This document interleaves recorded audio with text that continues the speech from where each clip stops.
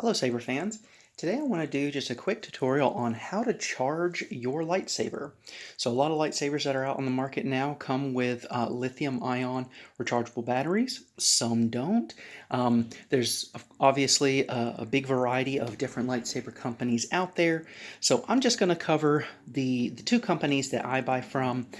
Crimson Dawn, which has this Antares here, and then I've got a couple of Ultra Sabers as well. So we'll start with the Crimson Dawn saber. So this is actually a saber. Crimson Dawn actually gets all their sabers from LGT, which is actually a company based in China. They make all of these modular parts. You've actually got a core in the lightsaber, and what I've done. So normally this just twists right here, but I've gone ahead and untwisted it, and then I'm pulling that out just to show you where your battery is. So of course there's your speaker. The light would be up in the top here. Just under my thumb. But that's what your battery looks like, and it's on the other side of your soundboard. So normally, when you go to charge this, you don't actually need to take the battery out unless you have an external charger. I'll get to that in a moment. But what you want to do is, you've got this recharge port right there. And all of their sabers are going to come with this cord. You'll have to get one of these yourself, but you know, most of us have one of these USB adapters for our chargers. Oh, and before I go any further, I do want to put a disclaimer out there. You want to do your own research on battery safety. Lithium-ion batteries are quite flammable, and if you don't properly care for them, store them, they could cause fire. So definitely do your own research on the safety. I'm just going over kind of my experience and how I charge my sabers. All right, so let's move on. So what we'll do is, let me see if I can reach this cord. So yeah, this is about as far as I can reach it. But so when you put the here we go. So when you put this in, and of course this is a baselit, so there's no NeoPixel. This is just baselit. But when you put this in, you'll hear that charging, and then you see the switch here is pulsing.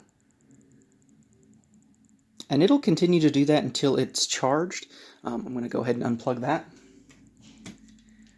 But the saber will continue to pulse until it's charged, and at which point the light goes off and it should say ready.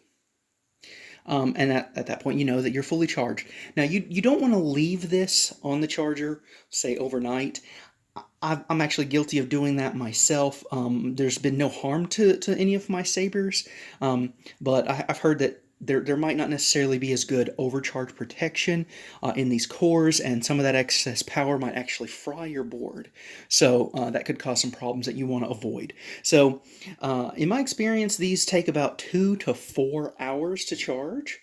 So if it's getting late in the day and I don't think that I'm going to be able to, babysit the saber that entire time, I'll just wait till the next day. But you want to make sure that you're monitoring that. Once it's ready, go ahead and take that charger out, and you should be good to go. Now another alternate option is an external charger. I'll show you that in a moment. So this is an external charger, and the benefit of it is, you can charge this, and if you forget about it, it's not going to fry your board, because you'll actually take the battery completely out of the saber. So I had shown you on that when I took out this grip section, you had access to the battery. So you just kind of take that out.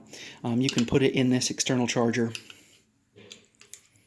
And then, of course, you'll need this adapter because, it's this USB. And I don't think my cord's going to reach for this, but if you look closely right here at the top here, there's a little battery icon and 3 little holes. There's a light in there that when you plug this in, it will be red.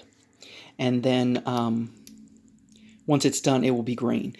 I like to have some spare batteries so that if, I'm in the middle of playing, or if I'm, going out and I've got my saber on me and I can't really get to a charge port, I'll just carry an extra pre-charged battery with me so that when this one dies, I just swap it out and I'm good to continue playing or whatever I'm doing. So I highly recommend that for any of these setups that have these removable batteries. So that's pretty much it for this LGT style saber. So a couple companies that sell these sabers with these same cores, and again, I recommend getting that external charger with any of them. So I buy from Crimson Dawn, but there's also Fire Sabers, Rebel Sabers, Dark Wolf Sabers, and I'm sure there's a couple of other resellers that I've not even heard about that sell these exact same types of lightsabers. And they should have similar methods of charging. They're all going to have the recharge port built in, and they're all going to have these batteries, which are 8650 is really what you're looking for. Is that 8650 is what they'll describe it by, and it's got 3.7 volts. All right, so that was it for that saber, and of course let's turn that on to see what that looks like. Of course, I have a blade plug in there right now, but wouldn't be a saber video unless we had some lightsabers on. Now, the next saber I'm going to talk about are my Ultra Sabers. Now, Ultra Sabers actually has two different battery setups, either 4 standard AAA batteries or 2 lithium-ion batteries. So just like the this saber that had the lithium-ion battery, this one up here has that as well, right here. And they're different size batteries, so there's not really some compatibility there. I'll get to that in a moment. But let's talk about the standard setup. So if you're buying from Ultra Sabers and you want to get a stunt saber, which means light and no sound, like this one. So again, there's no sound, there's no speaker here, and this just has a battery pack that you remove. And I've wrapped this in Velcro just because it helps keep that a little bit more snug in the saber. But when you're ready to swap that out, there's no recharge port on this. You just swap it out for AAA batteries. Now, I personally like to get rechargeable batteries, so I get these Eneloop Pro AAAs, and I used to have a charger specifically for this. You can get Eneloop Pro chargers themselves, but since I also have lithium-ion batteries, I ended up getting this X-Star VC4 charger because this charger charges not only lithium-ion batteries, but these batteries are actually NIM batteries. I don't know where that... Yeah, you'll see that right there. So NIMH, so NIM is what I call them. I'm sure there's a different pronunciation of that.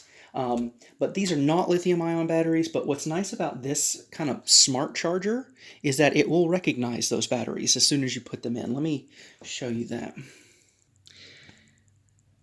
So I've got this plugged in, and you'll see that all the channels actually have, they're in green, but as soon as we put a battery in here, it will actually register what type of battery it is and how much voltage it has. And you'll see that that changed red because this actually isn't full. Now, it's registering this, and you see that right there. It says Li-ion, so lithium-ion, and it has 4.2 volts, which actually means that this battery is full. So here in a few seconds, this meter here is going to register as full. Now, what's cool about this X-Star charger is that you can actually have multiple different types of batteries in the same thing at the same time because they're all independent.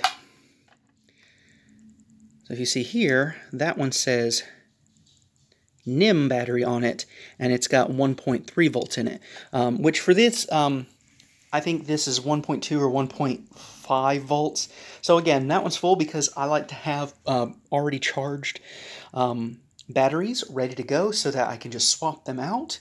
But I highly recommend if you've got a battery with this setup that you get one of these chargers. Now, caveat to that is that these Saber Studios 18650 batteries do not fit into this X-Star charger and will not charge in it. Do not try it.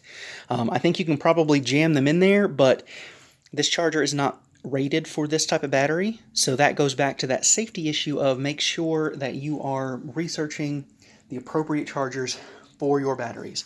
So if you're getting Ultra Sabers, This X-Star charger is fantastic for the AAA setup, for the lithium-ion battery setup, specifically for these. These are 14500. So that's the main difference between these two batteries, and I'll show you those side by side. There's a pretty big size difference between those two batteries. So this top one is 1450, and the bottom one is the 18650.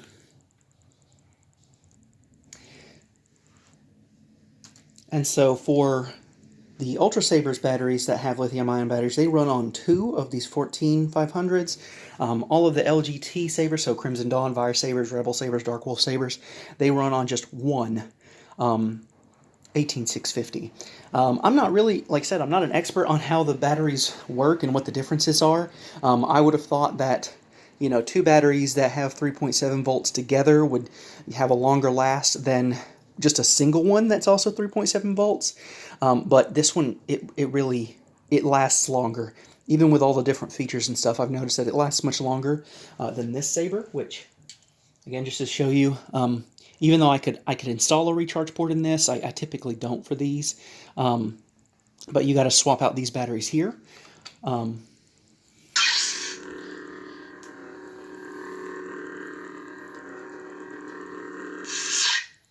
But again, I just have a charged set ready to go. When those batteries die, I'll swap them out, and then you just screw the pommel back on like so. Same thing with this, even though they're AAAs, I get the rechargeables.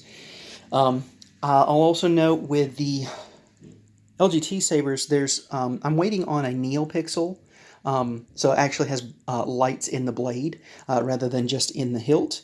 And I've heard that the Profi version 2.2 does not have the blinking light.